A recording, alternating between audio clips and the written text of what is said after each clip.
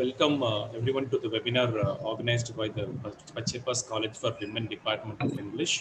I request Dr.D. Suganya, Assistant Professor and Head of the Department, to take over the session. A very good afternoon to one and all present in this webinar. It's my proud privilege to welcome you all to this national level webinar on behalf of the management, principal and the Department of English of Pachaiyappa's College for Women-Kanchipuram.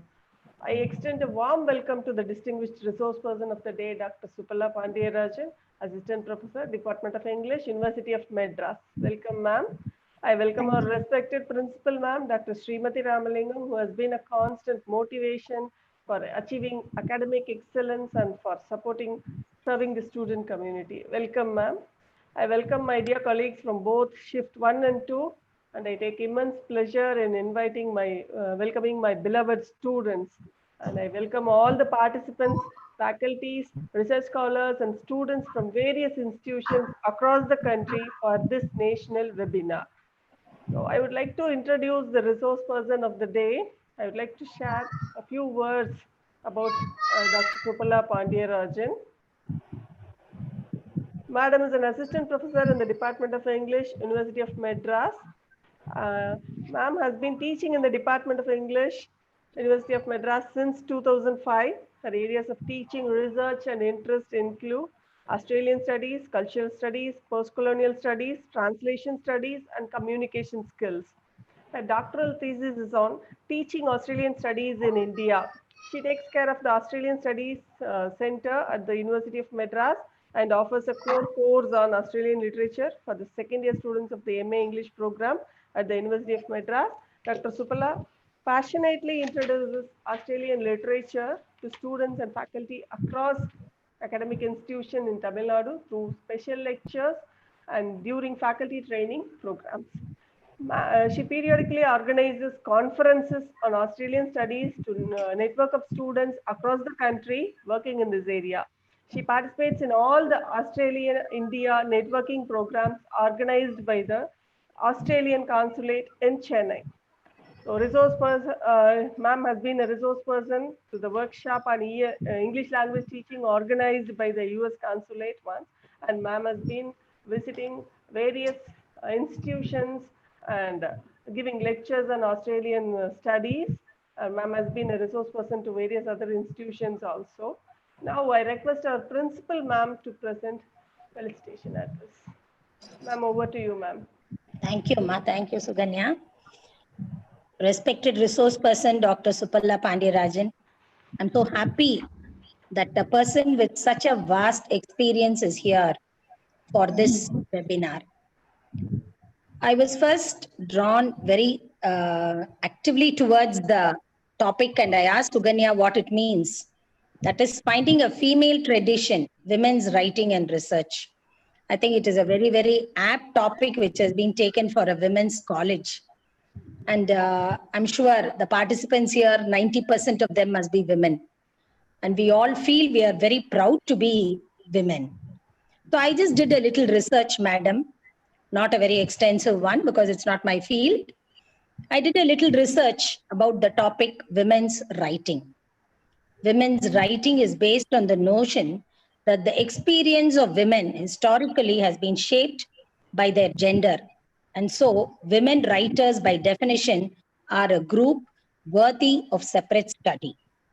Women's writing, which had generally been on the periphery of literary studies, is today emerging as one of the major areas of interest, especially among women. So this is what I got to know about women writing. I'm so happy that Pachaiyappa's College for Women with the Department of English is organizing this webinar, and I invite all those who have come to attend this webinar and hope it will be very fruitful for them and it will be informative for them for their further studies, for the students, and my special invite to the faculties who are going to be benefited by this webinar, because we are in a situation where we are far away from college. So we need some academic activity like this to keep us with the current pace. Thank you, madam. I'm so happy that you're here. It's a privilege that you're with us here.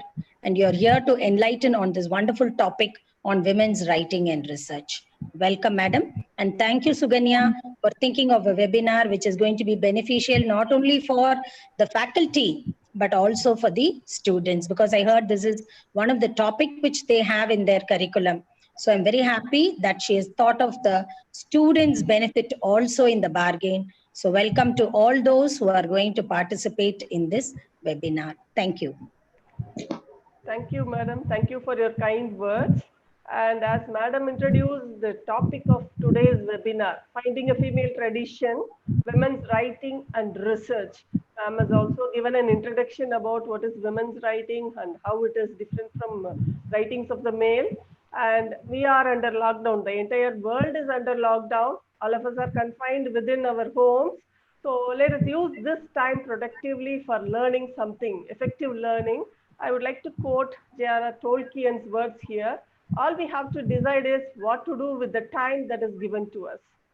And let us also remember the words of Fernando Pazzo. Literature is the most agreeable way of ignoring life. So let us, for the moment, let us ignore the current world scenario, the pandemic, the chaos, everything, and immerse ourselves in the ocean of literature. So literature is a luxury at this moment, and fiction is a necessity, so that we can indulge in this world of literature. With these few words, I'll hand over the session to the resource person. Over to you, ma'am, Dr. Supala. Thank you so much, ma'am. Thank you so much. I first have to thank Dr. Suganya for inviting me to do this webinar session. And I also thank Dr. Sharmila, Dr. Shrimathy, our principal, who actually not only for inviting me, but also for beautifully pitching in today's theme. She said whatever I wanted to say, that's what I feel. So I thank you all for tuning in to be with me this hour. 2000 page anthology, usually all anthologies would start with an apology. And what kind of apology is it? It would always apologize to people who could not be included in the anthology. So one particular women's anthology starts like this. To all women writers who are not represented in this anthology.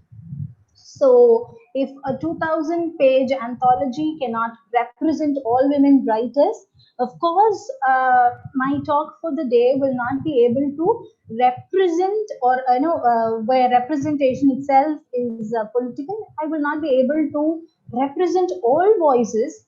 But what my lecture, or rather my sharing of a few ideas with you intends to do today is is to be illustrative or demonstrative.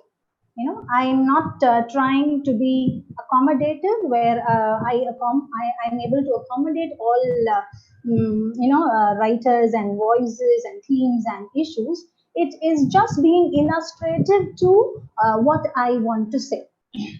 My talk for today is actually divided into three parts, roughly into three parts. First, I would like to share my ideas. Before that, I would, of course, Dr. Suganya introduced the topic for today, finding a female tradition, women, writing and research. So I would like to broadly divide my lecture into three parts, which is first I want to talk on the search for the female subculture, how it happened.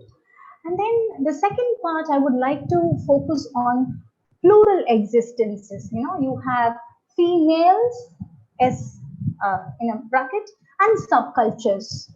And the last part, I would just like to touch on the role of academic research in canon formation, the role of research, academic research in finding out, or rather making these subcultures meaningful.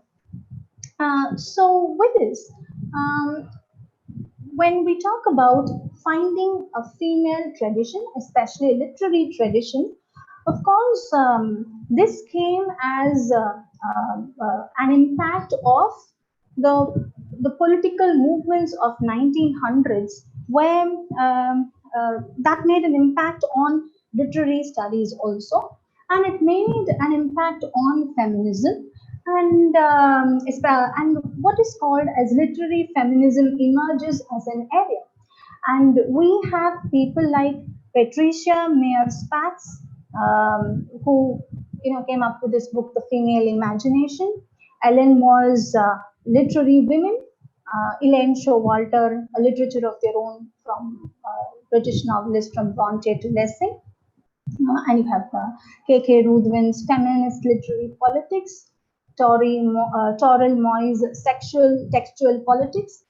You have Sandra Gilbert and Susan Gubar's Mad Woman in the Attic. So all these texts towards the 1970s and 80s, all these texts were trying to recover a lost tradition. So the idea was that there exists, there is a tradition which is lost, and then you rediscover this tradition in literature.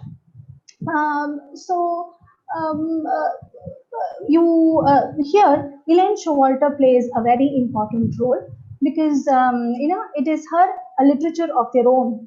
That text becomes a basis where that model has been kind of imitated by people from different regions, from different nations, to discover lost traditions, literary traditions. So, what kind of literary tradition does does it want to recover? Usually, in literature, not only in literature, in the society, women are represented as two extreme opposites, right? So you have this book called Damned Wars and God's Police by Anne Summers, who says women are always represented in two extreme categories. One is they are represented either as this angel in the house, divine women who guide the entire household, or rather they are represented in the other extreme as damned whores. So the angel in the house or an adulteress. But you have people also discovering how women have been represented in different ways in terms of their domestic roles, or in terms of the roles which society approves them to go ahead with. So in this sense, these women, of course, in the 1970s and 1980s, this literary feminism had its epicenter in America and Britain. So British and American feminists look at a female literary tradition which has to be rediscovered. And in this sense, talking about Showalter, now my third part of the lecture, where we're going to talk about research and academic research, it becomes very meaningful here, because Elaine Showalter's book Literature of Their Own is a research work which she had done as a Ph.D. scholar. So that particular book is trying to trace British women writers from 1840s to the present. And we all know how she has classified the entire literary tradition of women in England based on three categories: the feminine, feminist, and the female.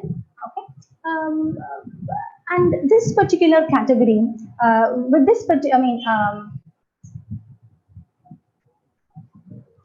so with this particular category, the feminine, she says there is imitation, the feminist, there is protest, and the female, where she, the woman writer operates as a kind of, independent category.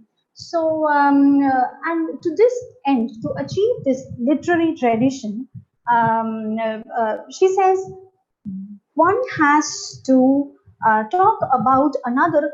One has I'm having a little problem. It's getting stuck.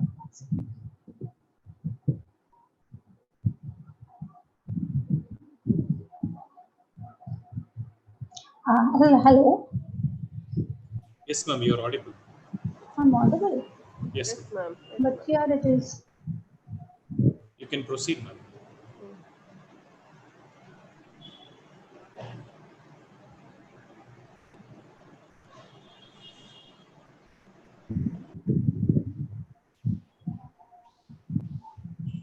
Yes, ma'am, you're audible, ma'am. You can proceed. Yeah.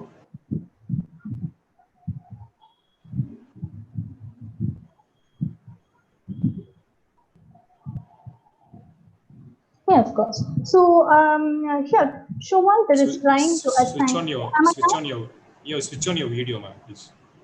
Oh, it is off.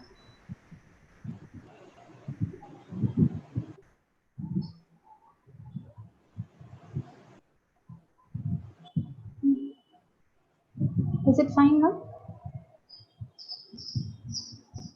Okay. It's waiting Yeah. for the video. Hello. Yeah, your audio is fine. Waiting for the video, ma'am.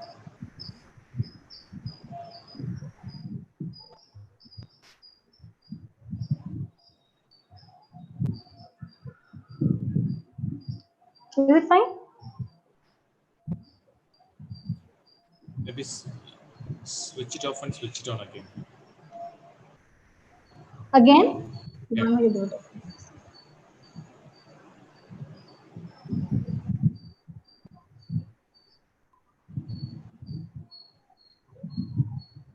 Is it fine?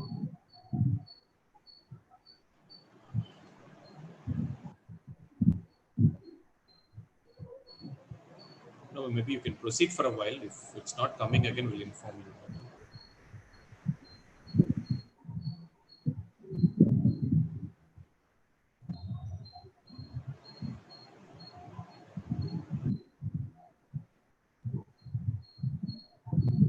Yes, ma'am. Yes, it's visible Yeah, now. it is. You can proceed.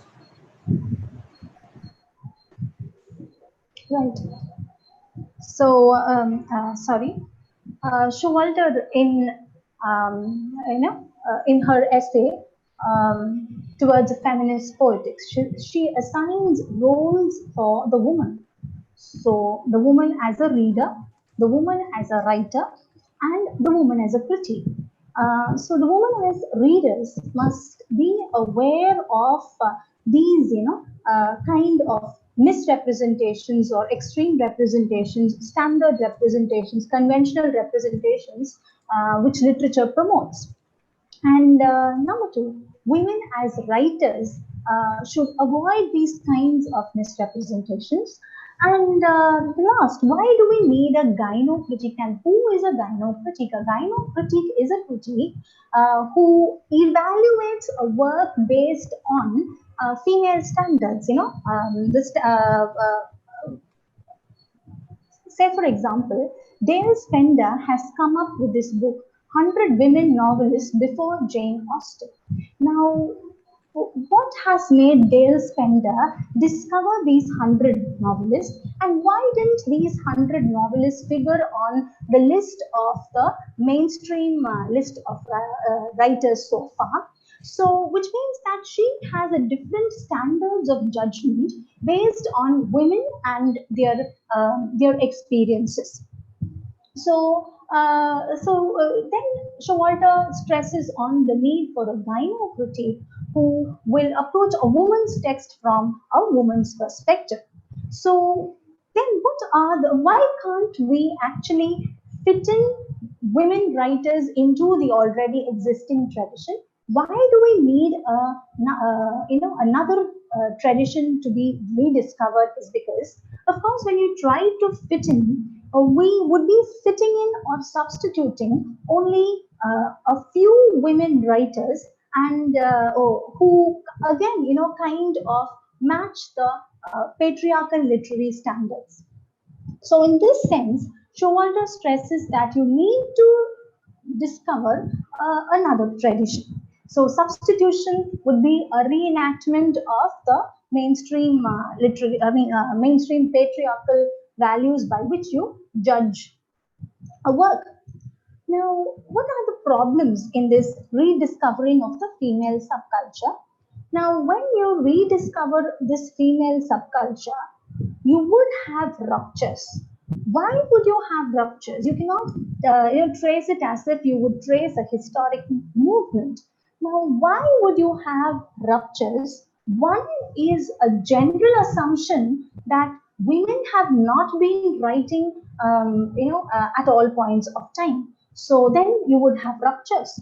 So number two, you will have ruptures as Showalter feels. You will have ruptures because women novelists, it is very difficult for women novelists to get into the writing profession and to the mainstream tradition, but it is very easy to forget them. So when you rediscover a subculture, you would actually, find ruptures in the tradition. But Showalter says this, it is natural to find ruptures.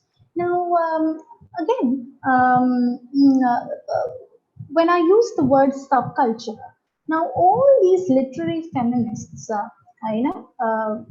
of the 1970s, except the French feminists, they believed that there were subcultures because women as a minority. Now, women were not minority in number, of course, but women's experience was a minority. Okay, and that can be felt when women's physical experience is never represented in literature. Say, for example, from menstruation to menopause or from pregnancy to childbirth, nothing is actually, all these experiences are silenced. So women have a subculture, a kind of living of their own, which is not expressed in the mainstream literary traditions. So when we talk about a subculture existing, of course, this subculture is a minority culture, a habit of living, but it has not been acknowledged by the mainstream literary tradition. So there you have this literary feminism of the 1970s and 1980s, predominantly British and American. They want to discover this culture. A standard text for this, would be Virginia Woolf's A Room of One's Own. Of course, it was not in 1970s when literary feminism came up. Actually, Virginia Woolf had written published her Room of One's Own much before literary feminism could come up to talk about, or talk about women and writing and women and fiction. So you have in Room of One's Own, she is actually presenting the difficulty of a woman to sit and write. So of course she tries to talk on topics of the self, how the self needs a space, the self needs a physical space and the mental space, and how she goes on to talk about how money is also very important. And actually people cite Virginia Woolf and how she talks about an imaginary sister of Shakespeare very often. But even her chapter 1 of Room of One's Own is very, very interesting. Why? Because she is kind of laying the foundations of her stream of consciousness technique, where she starts off her essay with a but. It is as if she's talking from the mind. Of course, A Room of One's Own is actually 2 essays elaborated into a larger prose piece, which she gave in women's only colleges. Now, she could have discussed, so there she discusses what, led her to choose a topic or, talk about a topic, Room of One's Own. And there she employs imagination, and she calls imagination not as, something very debasing, but she talks of imagination as invention. Now, there she goes on to discuss how the writer who has to deliver a lecture the very next day, she is sitting on a piece of grass and she is thinking about what she needs to write. But then she is disturbed by a beadle who says, no, this is only for the male scholars and not for the female scholars. So, a kind of metaphoric, presentation starts right from there, from there. And Wolf goes on to say how she cannot enter a library because there only male scholars, at her during her time, women. Actually, the lecture which Virginia Woolf gives to the two colleges were the only women's only colleges at that point of time, which means women's education, especially higher education, was only secondary. So she needs a male scholar to endorse her to enter into the library. So in this sense, Woolf is actually talking about the difficulty of a woman right from the point that she sits down to write and write, to the time where she is published. Now, a woman writer at that particular point of time cannot write saying, I want to write because it is only for me. A writer who wants to get professional success would think about how well her text is being received also. So with all this in mind, she's talking about the difficulty of a woman writer. So then this text is actually a forerunner of all the literary feminisms which came up in 1970 and 1980s. Now, the problem of establishing a subculture is, again, we go on to the second part where we can think about, pluralities. We need to think about pluralities. Now, we have females, we have subcultures. Now, if you say there is the female tradition or a female tradition, now you have to qualify the female. Now, who is the female? Which class does she come from? Which race does she come from? What language does she speak? So the female is not just the or a female, you have females.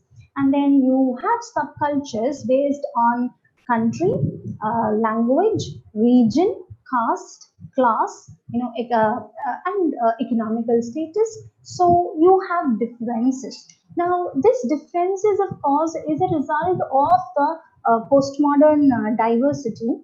And people started realizing their differences and they did not want to be voiced from a different perspective.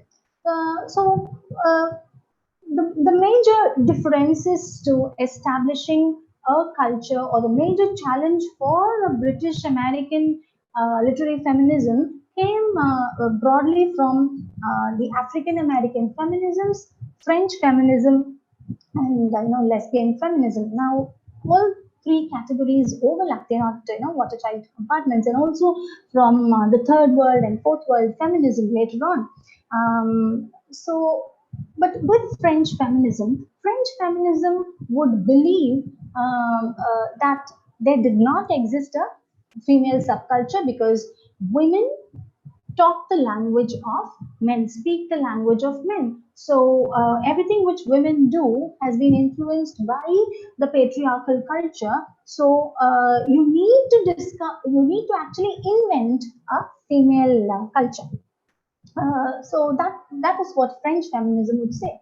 But African American feminism would also, try to look at this, the female, establishing a female subculture as one single great body as not possible, because they feel that their experiences of a slave heritage, their experiences of being marginalized as Black Americans living in the country, a white country, is different.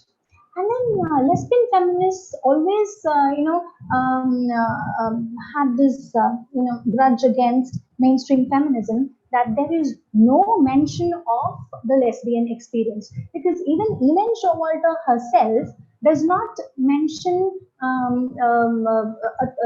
lesbianism as a topic or a theme which can be included, because she talks about women's societies, women's societies, and how women have to get together and imagine themselves as if they live in a separate women's society to establish this subculture. But she never talks about a possibility of lesbian feminism as a theme. And lesbian feminists have always felt how heterosexual relationships are considered as natural, and you cannot have another alternative to your sexual preferences. So with all these coming up, especially third world and fourth world feminisms, with all this coming up, it is you need to acknowledge pluralities. You need to bring in pluralities. So that was a major challenge. Now, to demonstrate what kind of perspective a third world feminist reading could bring to literature, I would like to share my ideas on this particular essay by Gayatri Spivak. Gayatri Spivak, the post-colonial feminist critic. She has written this essay called Three Women's Texts and its critique of imperialism. Now, in that particular essay, she takes up 3 texts written by women to point out the shortcomings of the white feminist literary tradition and white feminist literary criticism. Now, what are those 3 texts? One is Jane Eyre by Charlotte Bronte. The other text is Jean Rice's Wide Sargasso Sea. The other text is Mary Shelley's Frankenstein. So we'll just look at the first 2 texts because it's Jane Eyre is familiar. Now, Charlotte Bronte's Jane Eyre is a canon. It is there in the syllabi. It is read, and even if it is not read within academia, it is a mainstream text. Now, and it came into its mainstream, of course, for Charlotte Bronte's literary genius. And when Sandra Gilbert and Susan Gubar look back, now Sandra Gilbert and Susan Gubar, they belong to the white feminist critical tradition, where when they look at this particular text, one, I would just maybe tell you what the text is about. Novel is about. It is what we know.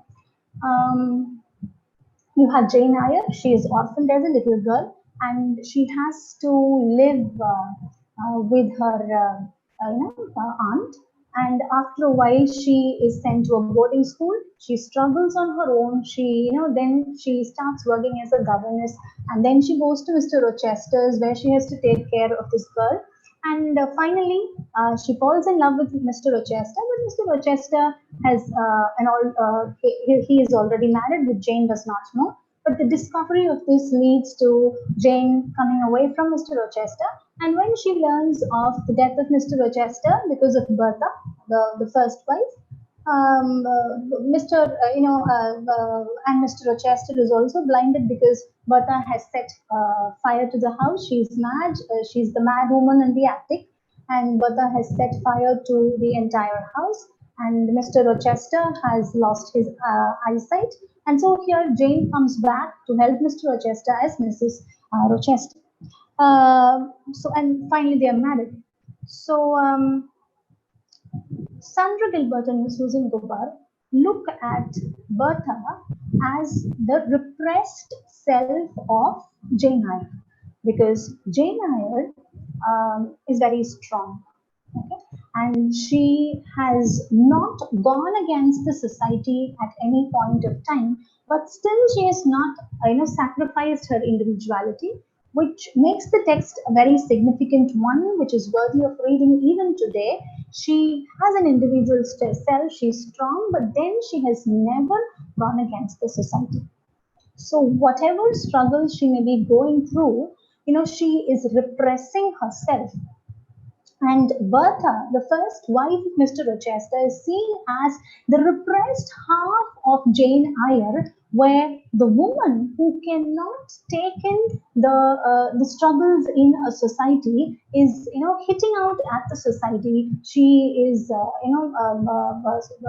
kind of protesting against the society by setting fire. So that is one feminist criticism of how in this particular text a woman is presented. And Sandra Gilbert and Susan Gobar also look at the way how when the novel opens, Jane Eyre is sitting not in the in the central part of the house. She is confined to a little library, which confirms her marginal status.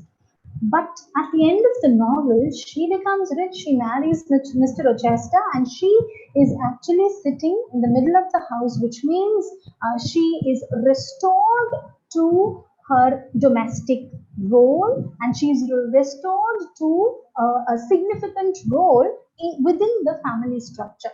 So Sandra Gilbert and Susan Gobar look at how this woman has been restored to her domestic role. She's not been given any other role. So then Bronte has made sure that her heroine is still operating within the conventions of the society. But let us see how Gayatri Spivak looks at this particular text. She says, now look at Bertha. Now, who is Bertha? Bertha is a black woman. And at what point does she appear in the text? She appears only 3 or 4 times in the text. And that too, she does not make a grand appearance or entry, but she, is very secretive. So whenever she appears, what effect does that black woman's appearance give? It gives a sense of mystery. And how is she described? She is described as a woman with disheveled hair all over, with, like a lion's mane. She is described with animalistic qualities. She is described with animalistic tendencies. Okay? And which means a reader reading this particular text does not have any kind of sympathy for this black woman, and she becomes the reason for Mr. Rochester's downfall. And so in this sense, the black woman is used to give a sense of mystery as the other, she is incomprehensible. So Spivak is actually looking at how this black woman is described throughout the text and how she has been employed. The image of that black woman has been employed. And she is also looking at how, at the end of the novel, before Jane Eyre is actually getting married to Mr. Rochester, she is proposed by her cousin John Rivers. Now, John Rivers is supposed to go to Calcutta, India. And he tells Jane Eyre, let's get married, I'll take you there because I have this colonial mission there. But Jane Eyre says no to him because she is actually in love with Mr. Rochester. But then she also feels bad because she is not able to partake in the service to people in the colonies. So she is not able to partake partake in going to India and helping people, serving people there. So she is also pointing out at the colonial mindset of both Charlotte Bronte and Jane Eyre. Now, the next novel, A Wide Sargasso Sea, is by Jean Rice. Now, Jean Rice is of a Caribbean heritage, and she is was actually from Jamaica. And Jean Rice, as a feminist, writer, she does not claim to be a feminist, but then people have interpreted her on the basis of, feminist studies. She tries to rewrite this novel, and when she tries to rewrite this novel, the counter narrative focuses on the character of Bertha. And she says, now I am going to tell you the story of Bertha who has not been given space in Charlotte Bronte's text. She will get a space in my novel. So the whole novel is a story of Bertha. Now, what is Bertha doing? Now, in Jean Rice's text, Bertha is not black, but she is half white and actually half white not in terms of race. She is actually the daughter of English plantation owners, but settled for generations in Jamaica. So she has an English. So she is white. So she is settled in Jamaica, and it's the time when the English government has emancipated the black slaves, and black slaves actually turn against the white plantation owners. So it's a moment of tension. But to Bertha, who is named Antoinette in Jean Rice's story, she belongs to Jamaica, the land that the Kulubri estate in which she lives in. She loves the land, she loves the people, she loves her friendships with the black natives. She actually associates herself with the black, the emancipated black slaves. But the black slaves do not accept her. They call her a white cockroach. On the other hand, people in England also do not accept these, Jamaican settled English, as they feel, they are of an inferior status. So then, Bertha or Antoinette is caught between two cultures, and she wants to belong. And finally, she falls in love with this white man who takes her to England. And there in England, she is not able to cope up with this sense of a difference, and then finally she goes mad. Again, this, the mad woman in the attic, and then she is confined only to her. England is only four walls because she is confined within a room. Now, finally, she does not know why she is kept in a room, why she has gone mad. She does not know why her husband, who is not named in Jean Rice's novel, why he goes mad, or why he does not come to meet her. So when she is raving with madness, the moment which is not described in Jane Eyre, the text in Jane Eyre, is given a detailed description here, which is the moment in which Bertha sets fire to Mr. Rochester's house. So here in Jean Rice, the event is described with all detail. How she is actually she cannot take the loneliness inside the four walls. She does not know why she's being kept there. She wants to belong. There is a sense of conflict in her. So she goes and she sets fire to the house, and she sees herself in a mirror. And when Bertha sees herself in the mirror, it's Bertha who, her face is not reflected, but the face of a black friend, back in Kolubri. Her name is Tia. Tia's face appears on the mirror. And the novel ends by saying, now I know why I have been brought here, why I have been brought here. So which means Gayatri Spivak looks at this particular ending. She says, Jean Dries, it's all fine that Jean Dries wanted to voice Bertha. She wanted to, give space for Bertha. But she has actually reinscribed, she is actually imitating all,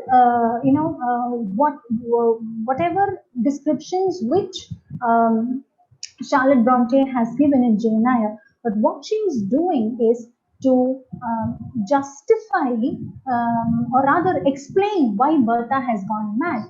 Why has Bertha gone mad? Because it is her black, association to her black self, her association to the black people of Jamaica.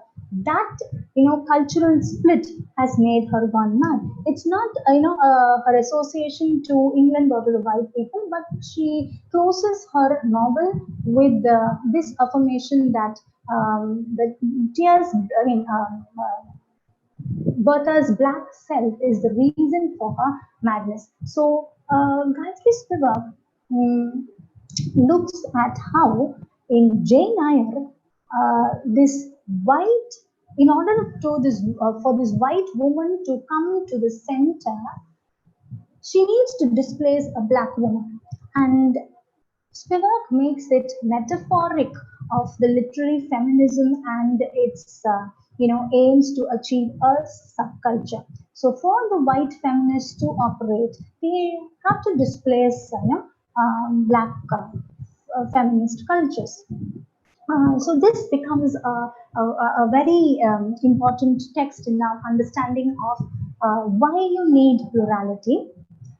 And another text, which is Alice Walker's In Search of Our Mother's Gardens, that also becomes a very important text. Alice Walker is African American, and In Search of Our Mother's Gardens is a compilation of prose essays. She and this particular essay, she is talking of how the the tendency to establish a female subculture in an African American tradition is usually assumed as impossible because you have the heritage being ruptured by women and, of course, men suffering from slavery. So, slaves being as slaves, they their heritage from Africa or from other areas. They had been from Africa. When they came into America, they lost a continuity in their tradition. And Alice Walker starts with her critique of Virginia Woolf. She says how Virginia Woolf does not take into consideration the experience of slaves, okay, especially slave women who did not even own themselves. She talks about the need for space. She talks about the need for the legal rights of the woman to have property, to have money, but she does not talk about the predicament of slave women who did not even own themselves, who could not sit and write. So, in that context, she talks about this African American poet Phyllis Wheatley. Phyllis Wheatley, the later half of the 1700s, she was taken at the age of 8 from Africa to work as a slave with one Mr. John Wheatley. So she takes her name Phyllis Wheatley from her master. And Phyllis Wheatley, John Wheatley bought this slave and he presented her to his wife. Now, the wife and his children teach Phyllis some English. And what happens? Phyllis starts writing. And at the age of 12, she is able to publish her one particular collection of poems, and she receives grants, and she also receives patronages from people, from ladies and gentlemen in England. Now, Walker is looking at how the case of Phyllis Wheatley is entirely different, because even as a slave, she had to do all the work. She had to comb her mistress's hair. She had to make dinner, and after all this, she sat down to read and write. And why was she published? One major reason for her to be published was that she did not assert her voice in protest.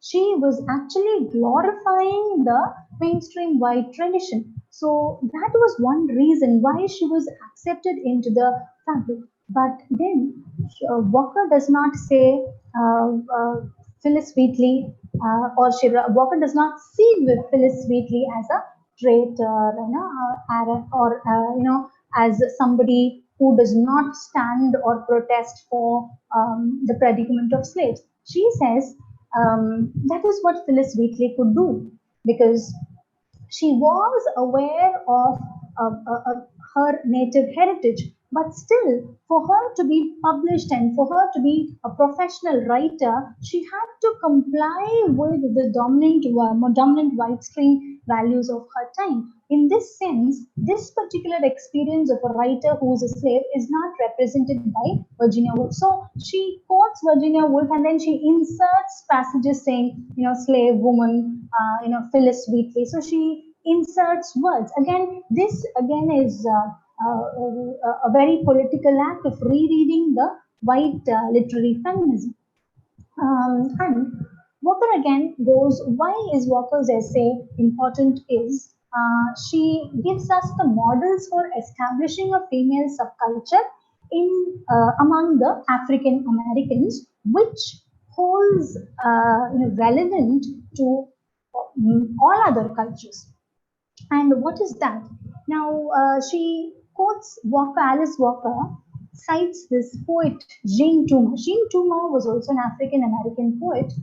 Now, Jean Toomer says how African American women were endowed with the creative spirit.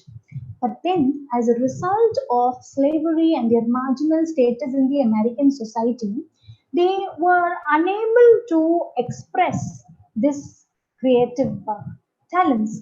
And if you don't realize your creative talents, it's fine. But when you realize that you have a creative talent to do something, and you still you're not able to express it, then that's the time you go mad. So then again, Jean Toomer says how these African American women, with all the self-realization, they were like saints because they were looking blank, and then they were raving with madness inside, and then they died without expressing their creative talents. But Alice Walker has a different opinion. Now she says, no, the creative, of course, African American women have a great deal of creative spirit, but it is also expressed is what she says. And to this, what she starts, looking back at the mothers and grandmothers of the African American families. What were they doing? And she looks back to her own mother. She says the mother, her own mother, Minnie Lou, they had a farm. So the mother will also work with the father all day long in the farm. And her mother was very busy right from morning till evening. So morning she would get up very early. She would finish all the household chores. She will go along with her father, and she will not work behind her father, but she will work along her father on the farm. And she would come home late, and then her days would also end very late. But then Alice Walker says how, in spite of her busy schedule, her mother kept the house clean, whatever small house they had there. She kept the house clean, and during summer she would make sure that the children's winter time clothes are ready. She will sew their own clothes and quilts and bed sheets. So she was sewing, and then she was also she would also be interested in pickling up the vegetables for the winter season. So she was always a busy woman, and but in spite of her busy schedule, Alice Walker's mother did two things. One, she maintained a garden. So wherever they went, their house had a garden. The house would be small, but they had an elaborate garden, a flowering garden, and she was interested in cultivating different kinds of rearing different kinds of flowering plants, and these plants, these flowers were fragrant, and Walker says our days of poverty was always, kind of mixed up with a sweet smell. So that's how Walker expresses. And every morning before the mother went to the farm, she made sure that she spent at least 1 hour there on, inside her garden. And even when she came back in the evening, she spent some time, cutting buds. And whoever passed by, strangers or people they knew, they would stop to ask for these plants. So the other activity which Alice Walker's mother would do is to tell stories. So these stories, tell stories to her own children. Now these stories, they were,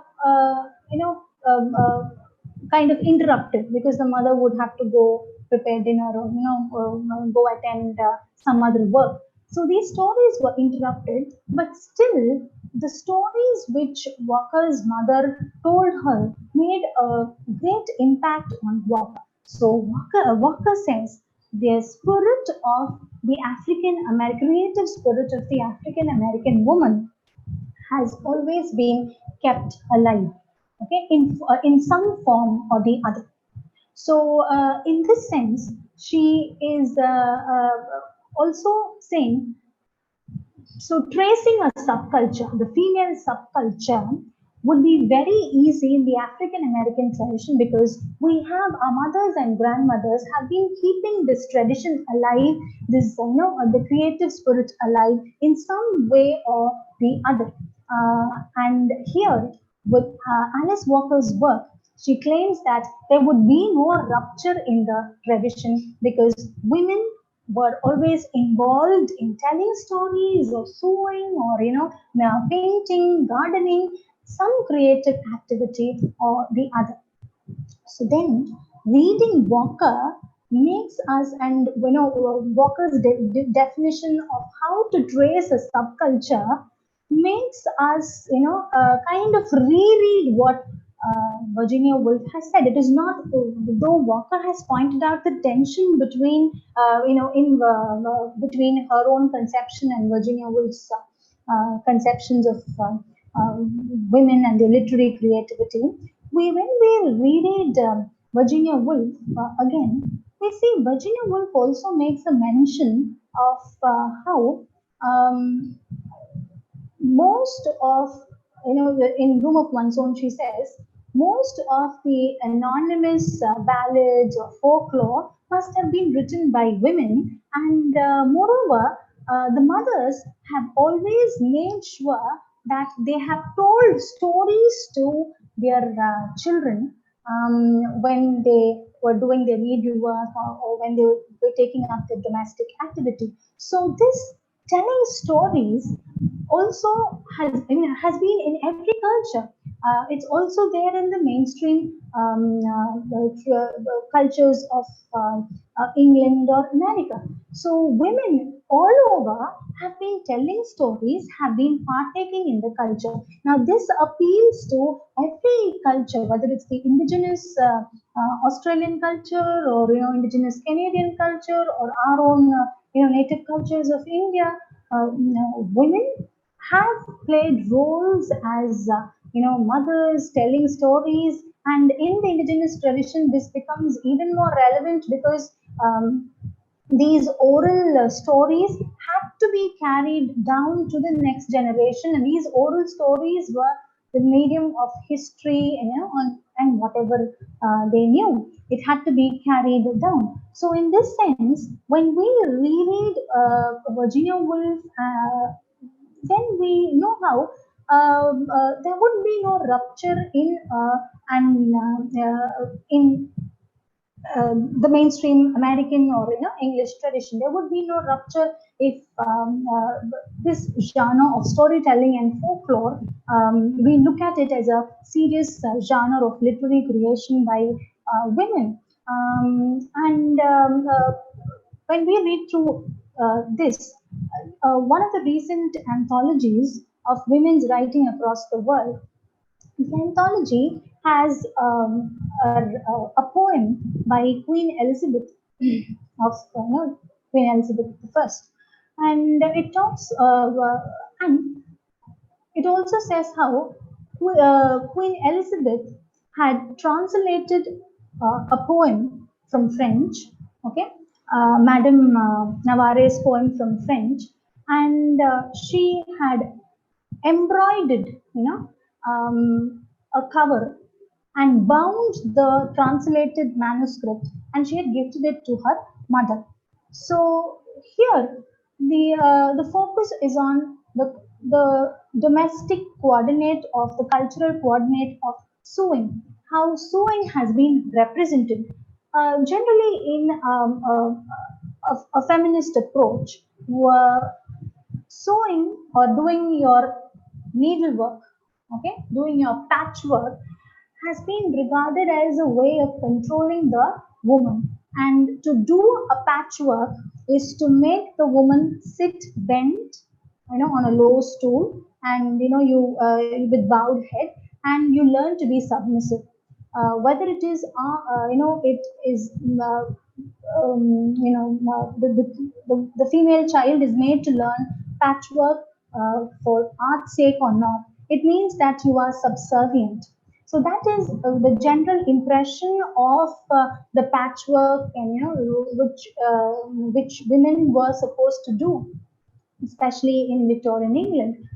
But after reading Walker's essay, you look at how this patchwork is actually a very artistic and creative expression, and that is what Queen Elizabeth has also done.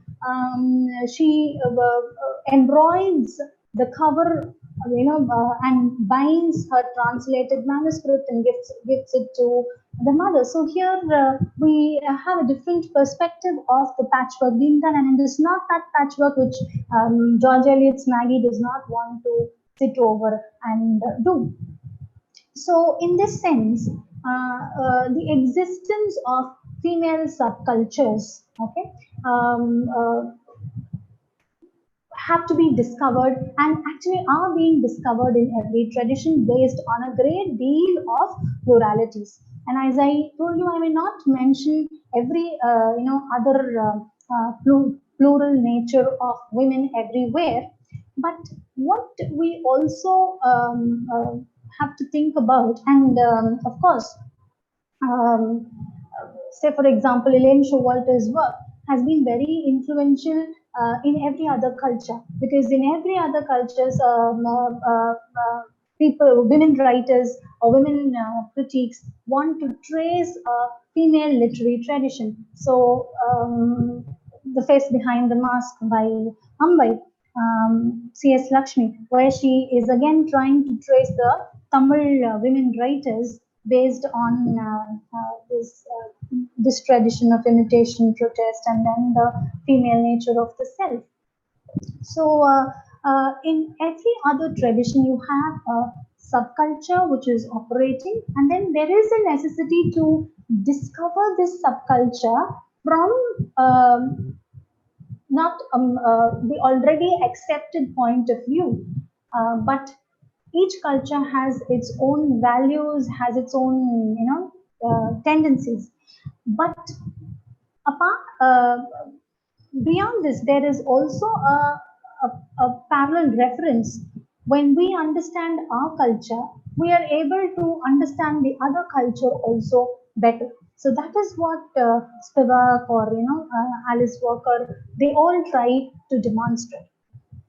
And then to end with, I just want to bring in this idea that how we as academicians play a very important role in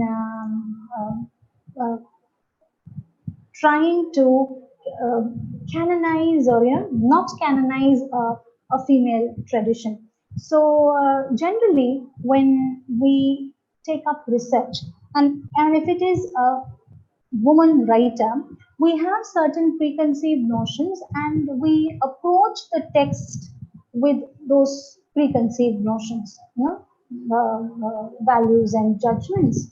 So we have these preconceived notions and then we look for certain things which we want to see, whether it is pain or, talking about oppression.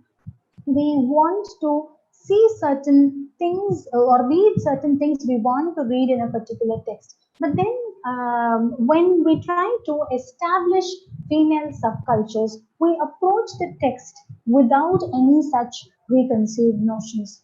And of course, such pluralities have resulted in new courses in the academia, and so research and a proper approach to research is very important.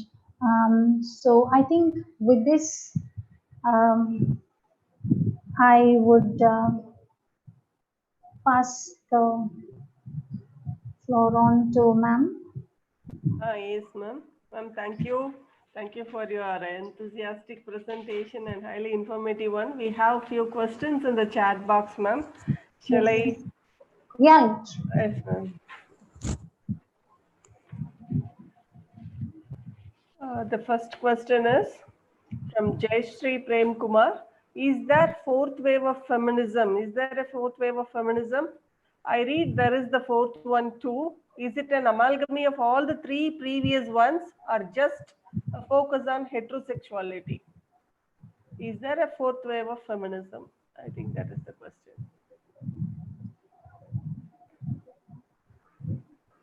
Actually, now a fourth wave, it's actually the fourth world feminism where we bring in the indigenous voices.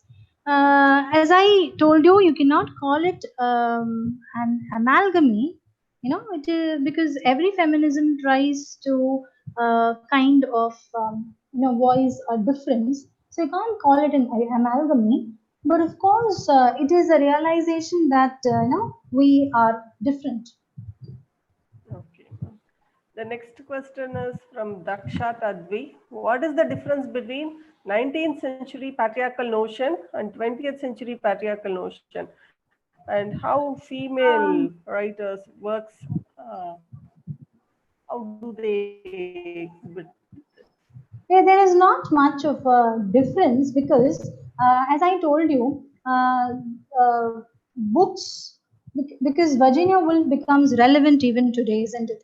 And moreover, books like Damned Wars and God's Police, it has sold 80 million copies, and then um, uh, and the author feels, that the book is relevant even today because even today. For you to critique a woman.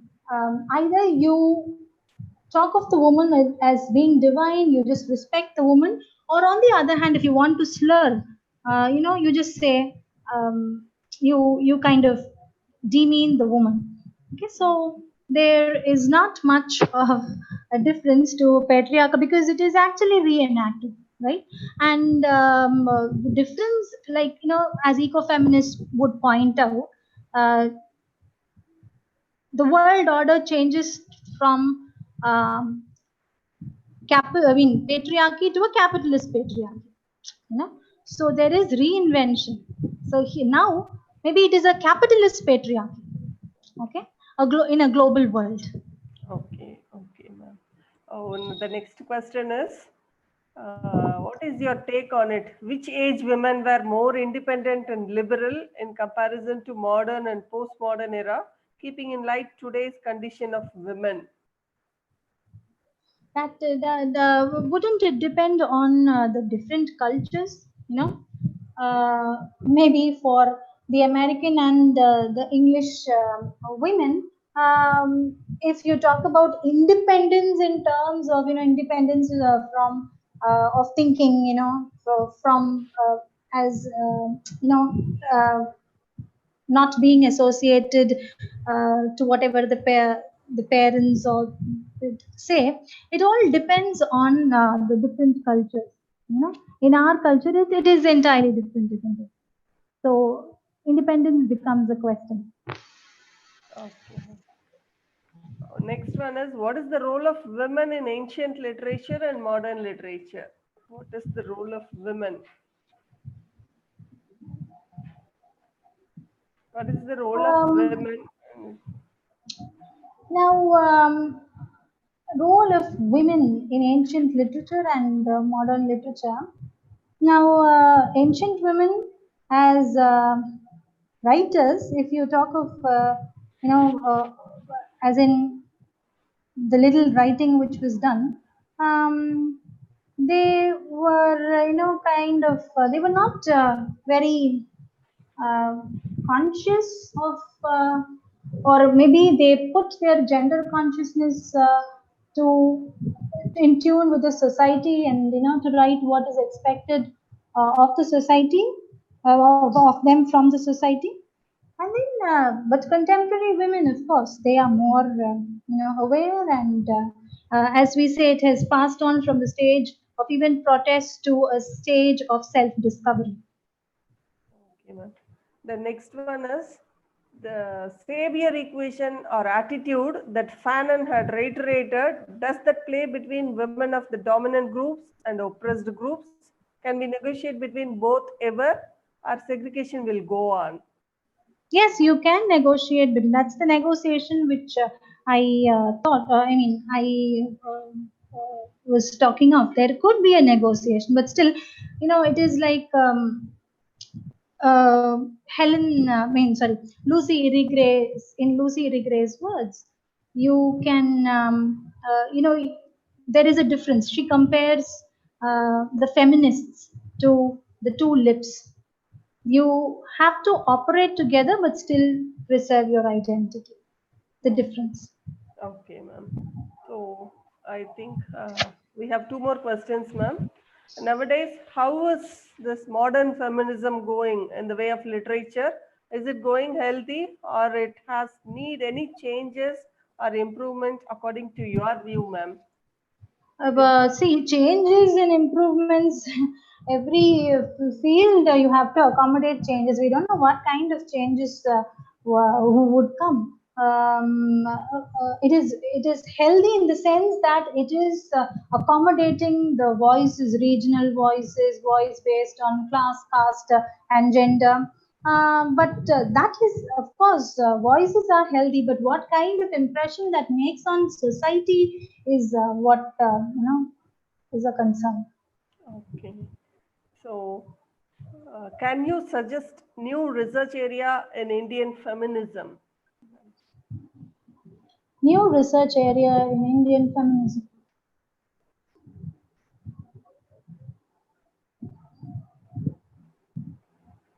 There are many. There are many. Say, for example, I find, personally, I find ecofeminism very interesting and very relevant, especially that, the awareness comes, especially in times like these. Okay, ma'am. And one more question. What are the pros and cons in the 19th century feminism and modern feminism? Pros and cons in the 19th century feminism and modern feminism. I think, that was what, was answered earlier, the 19th century and the modern. Yes, ma'am, and the present day. So, how can we say the pros and cons? Pros and cons, People are more aware. That's right. As I told, in the 19th century, women, even Virginia Woolf, had to think about publishing. Will the work be published and all that? So there were still, societal restrictions for the writer and for the reader. But the modern feminists, they have a lot of opportunities. As in, you have public publishing houses, especially for feminist writers, so we have more opportunities and the outlook is good. Okay, ma'am. Last question, ma'am, from Sheila Amalraj. Are women voiced or voiceless with reference to Spivak's Can Subaltern Speak?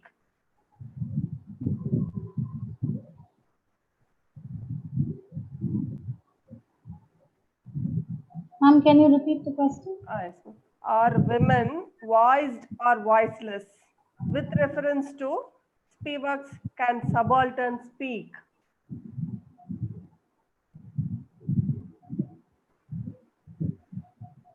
Women are voiceless, but they need to be voiced. Oh. Okay, ma'am. Okay, ma'am. So now we are winding up the session with a vote of thanks, ma'am. Thank you for your patience for answering all the questions. And now it's my duty to thank everyone for the successful completion of this national webinar, because we have to express our gratitude for the kindness that we received. So my first gratitude is to the God for the successful completion of this webinar without any technical issues and so on. So, and next, words are not enough to express my gratitude to the chief guest of the day for spending her valuable time with us and for her invaluable insights in this female tradition, finding female traditions, starting from Virginia Woolf. Ma'am has discussed so many works with all the enthusiastic deliberations. So we have you have enlightened us, ma'am. So thank you for your insights. And next, I'm immensely grateful to the management, our management, and the principal, ma'am, for always supporting us in all our academic endeavors. Thank you, ma'am. I thank my colleagues, staff from both Shift 1 and 2 Department of English, and my students. And finally, I would like to thank all the participants from across the country for their active participation and interaction. I could see that participants are from Magalia, UP, and even Karnataka, from across the country. So they participated and interacted effectively. And I thank Mr. Dinesh, Audacious Dreams Foundation, for his technical support. And I hope all of you had a wonderful learning experience. Once again, I thank you one and all. Feedback link will be posted in the chat box. You will receive your e-certificate within a week. So thank you one and all. Thank you, ma'am. Thank you so much. Yeah, thank you, ma'am, and thank you all the participants for your passionate listening. And we had more than 500 plus audience who was watching live, and the views will be more than, I guess, 2,000 plus. So we will be updating it shortly. Thank you, audience, and the feedback form already posted in the chat box and also in the comment box. So please, you will be receiving the certificates within 7 working days. So thank you so much. I'm just ending the YouTube live now.